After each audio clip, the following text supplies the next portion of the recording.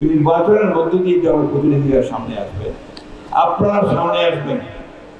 আমাদের দাবি তো একটাই যে আমরা 15 বছর লড়াই করেছি শুধু এই গণতন্ত্রে ফিরে যাওয়ার জন্য।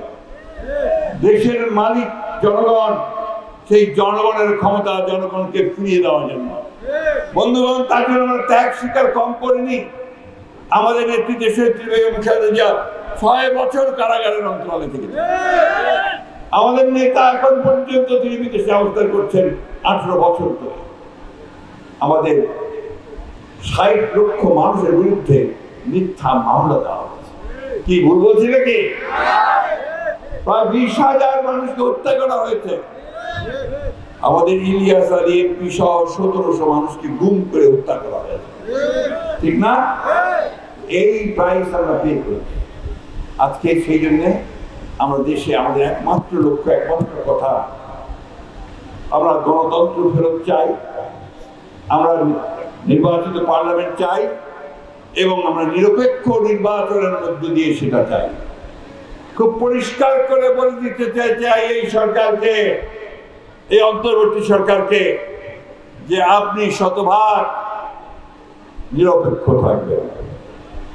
আপনার উপদেষ্টা মণ্ডলীর সদস্যদের মধ্যে কেউ কেউ কোন দলের জন্য পক্ষপাতিত্ব করছেন বলে বিভিন্ন জায়গায় অভিযোগ আসছে। আমরা এটা শুনতে চাই না, বাংলাদেশের মানুষ এটা শুনতে চায়।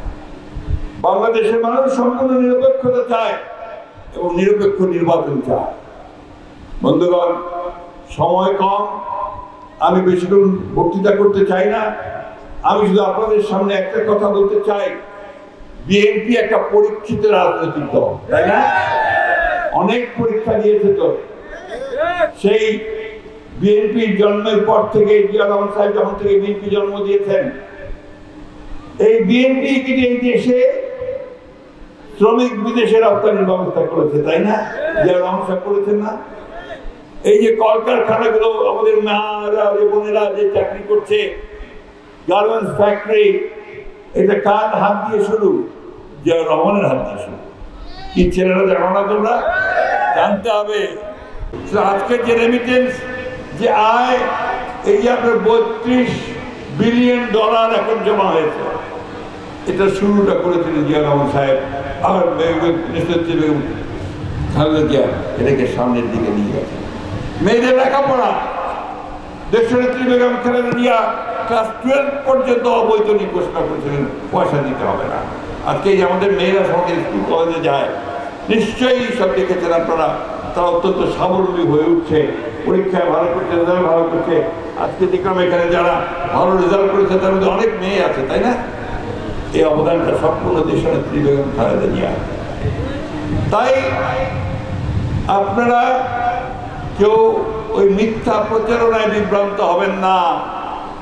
চতুর্দিক থেকে চেষ্টা হচ্ছে যে বিএনপিকে কায়েদ করার জন্য, ঘায়ল করার জন্য, তাই না? কিন্তু আজকে আমি খুব অনুপ্রাণিত হয়েছি, অত্যন্ত আনন্দিত হয়েছি। আমাদের এখানে আজকে সব মুরব্বীরা আছেন একদিকে, আরেকদিকে তরুণরা আছে, আরেকদিকে আমাদের মা বোনেরা আছে। সবাই আজকে একজোট যে আমরা ধানের শীর্ষে ভোট দেবো, আমরা বেগম খালেদা জিয়াকে ভোট দেবো, তারেক রহমানকে ভোট দেবো, আর এখানে আমাদের রিয়াজুলকে ভোট দেবো। এই ভোট দেবো কিসে? আমরা কিসে ভোট দেবো?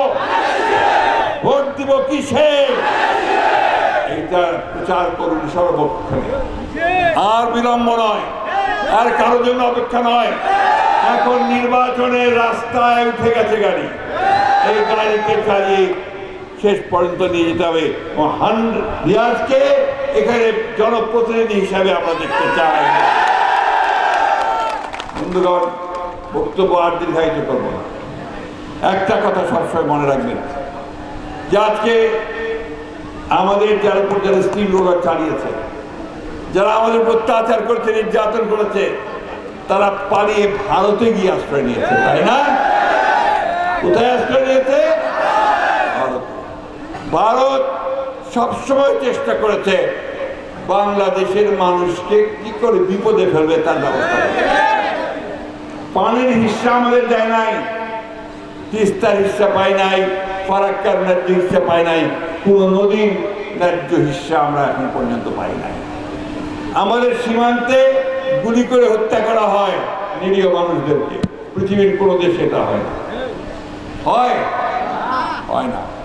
আমাদের নির্বাচনগুলোতে অতীতে হস্তক্ষেপ করেছে, বিগত নির্বাচনগুলোতে তারা হস্তক্ষেপ করেছে। তাই আমাদের খুব পরিষ্কার কথা, বন্ধুত্ব আমরা চাই, কি সেই বন্ধুত্ব হতে হবে সমান মর্যাদা নিয়ে এবং আমাদের আভ্যন্তরীণ বিষয়কে হস্তক্ষেপ না করে।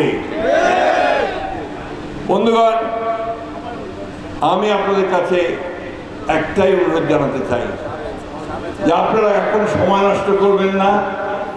যারা বিএনপির ভালো চান, বিএনপির অঙ্গ সংগঠন, বিএনপি মা বোনেরা, আপনারা সবাই নেমে পড়েন, নির্বাচনে নেমে পড়েন, ধানের শীর্ষে নির্বাচন করতে নেমে পড়েন এবং তাদেরকে পরাজিত করেন যারা বাংলাদেশকে বারবার ভুল পথে পরাজিত করেছে, যারা পরিচালিত করেছে, যারা বাংলাদেশের সর্বনাশ করেছে, তাদের সেই কোনোদিনও যেন তারা ক্ষমতায় আসতে না পারে তার জন্য আপনারা ব্যবস্থা গ্রহণ করেন।